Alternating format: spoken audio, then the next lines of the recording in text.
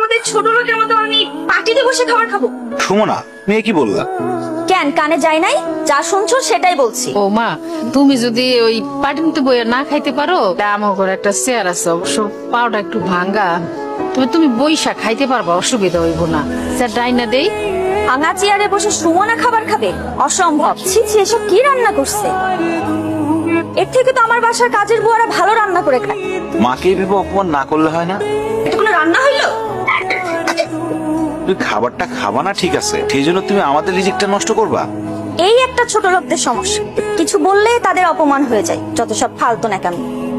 মাথাটা ঠান্ডা করো, বুঝতে পারছি তুমি এগুলি খাইতে পারবা না। তুমি কও তুমি কি খাইবা, সাইফুল হোটেল থেকে আইনা দিই। ভাবি, মা তো ঠিকই বলছে, তুমি বড়লোক মানুষ, তোমার এইসব খাবার পছন্দ নাই হইতে পারে। তুমি কি খাবা বলো? ফ্রাইড রাইস আর চিকেন ফ্রাই।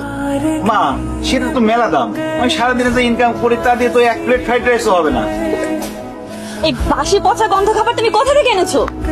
ওই যে আমাকে 3 রাস্তার মোড়ে যে দোকানটা আছে না, সুন্দর করে ওই দোকান থেকে আনছি। আমার সামনে নিজে বানাই দিছে। আমি কি ফুটপাতের খাবার খামি? তোর কাছে বড় কোনো চাইনিজ রেস্টুরেন্ট চোখে পড়ে নাই? মানে তোকে বিয়ে করছি বলে কি তুই আমার লেভেলটা ফুটপাতে নামে আনছোস?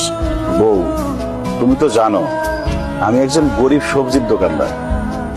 সবজি বিক্রি করে যা ইনকাম করি তা তো বড় রেস্টুরেন্ট থেকে খাবার কেনার মতো সামর্থ্য আমার নাই। হারামজাদা, তাই বলে কি তুই আমাকে ফুটপাত থেকে খাবার এনে খাওয়াবি? ধর,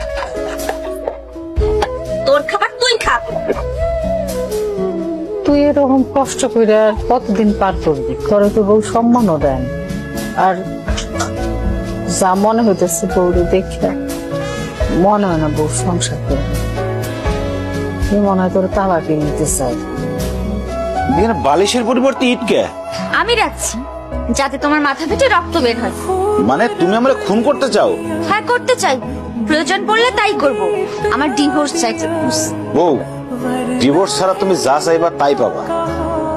প্রয়োজনে আমি প্রতিদিন অনেক বেশি পরিশ্রম করে তোমার জন্য চাইনিজ থেকে খাবার নিয়ে আসবো, ভালো ভালো খাবার নিয়ে আসবো। আমার না কোনো খাবার চাই না, আমার না তোমার থেকে ডিভোর্স চাই। কারণ তোমার মতো সবজি আলার সাথে না আমার যায় না। কি হলো, এরকম বজ্রপাত হয়ে যাওয়া মানুষের মতো চুপচাপ বসে আছো কেন? কি বলছি কানে যায় নাই? জি, গেছে।